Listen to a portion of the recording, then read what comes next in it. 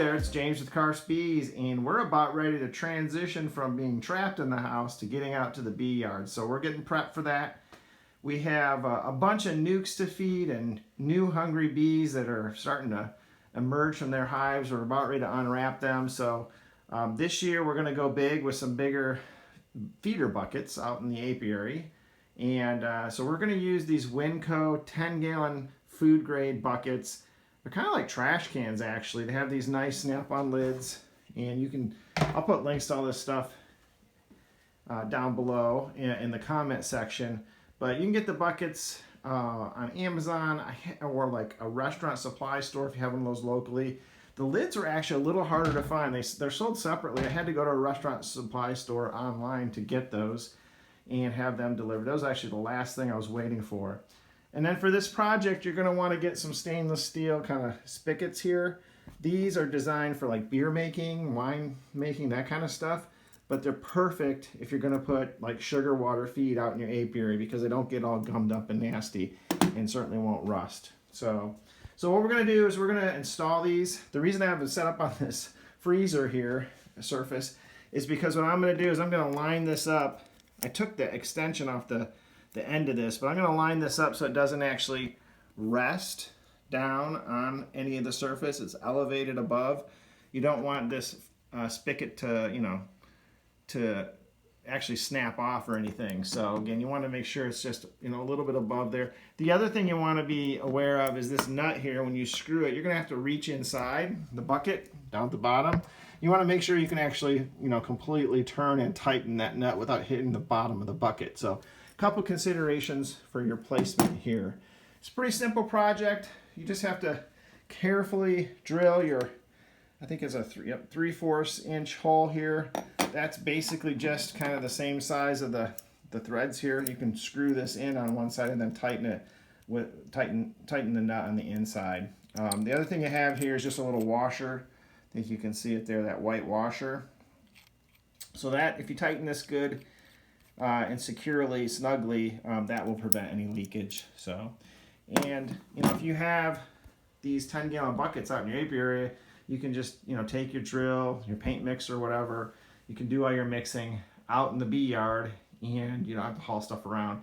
And this will last you quite a while for most people anyway. So I got a lot of nukes to feed though. So what I'm going to actually do, I'm going to have some stationed strategically in the nuke yard and in the bee yard, and I'll probably actually have one of these or two of them kind of in the back of my truck bed, and I'll slowly move around from hive to hive and feed my hives that way. So not big enough yet to do like some people have with tanker trucks and that kind of stuff.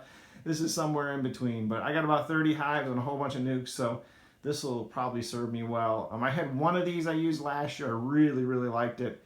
I've been using 5-gallon buckets with the same setup, but just always having to mix sugar water and stuff for the bees when they need it. So that's the downside there. So this is meant to, reduce some of that amount of work. So, all right, I'll get into this and show you how it's done.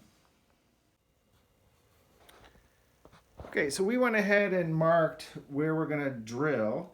And one thing to note here is you might think, hey, I want to put this right between where the two handles are here. And actually, if you think about this, you're going to set this, you might have these set up on a shelf or something out in your bee yard, these very close. If the handles are touching each other, it actually doesn't give you sometimes enough space. So what I like to do is actually put the spigot on the handle side. And then the other thing is, when you get down to the bottom of a bucket and you want to get that last little bit of sugar water out, you have the handle here, you can just pull it and tip it forward a little bit to get the extra out. So just a small little thing to consider when you're drilling in the hole here where the spigot's going to go. Okay, so we got our drill bit. We're ready to go here. We're going to drill a 3/4 size hole into our bucket here. So thing to keep in mind is go slow, nice and easy. Don't press it too hard. You don't want to get an additional crack or something around the hole that you end up having to fill with silicone or something like that. That'll just be a pain.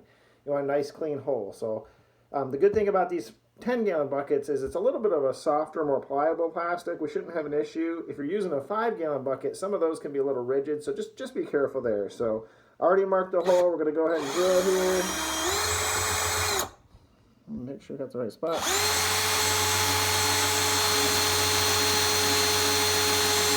Nice and slow.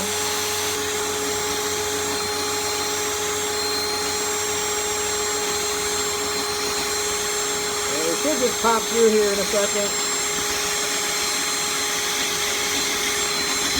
There we go. Voila. And so then we'll just clean some of this burr off here.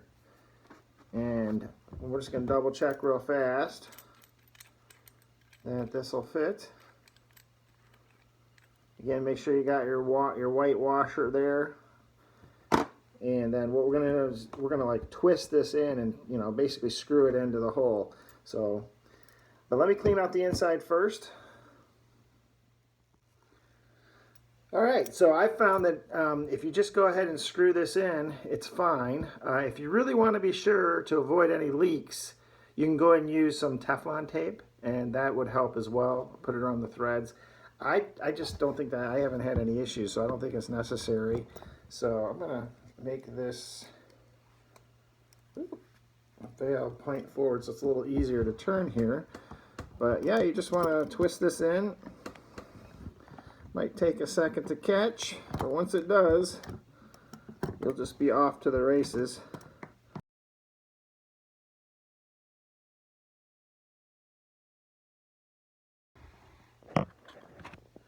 Okay, so just so you can see, it's really nice and flush with the bucket. So, you know, you may seem, oh, I don't need to turn it all the way in. You do. You want to make sure that that washer is really, really tight to the bucket. So that's what we have there. So now we can just move to the inside and put the nut in. So nice, it doesn't actually touch the flat surface that the bucket will be sitting on. So that's what you want. You don't want it resting on this. And it looks like we have enough room down there. So go ahead and turn this. And I might actually go get a wrench and just give it an extra little crank here. Yes, you're going to need your handy dandy pliers. So I'm probably going to need two hands to turn this. I want to hold the spigot on one side while I go ahead and turn the nut on the other. So I'm going to put the camera down and we'll get that tight. But I'm just going to give it a good little twist there to make sure it's nice and tight.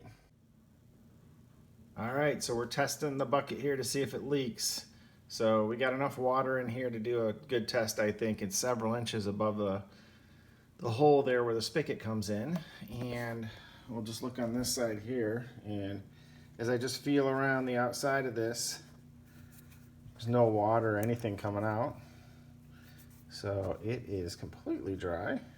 We can actually turn this on. And we'll test it, turn it off. Hey, it's looking good. So I think this works well. Drain it away. Awesome. And these little spigots, some of them have this little safety, so in order to turn it on, you have to slide this up, then turn. Remember that if you're filling buckets, because you also have to slide it up to turn it off.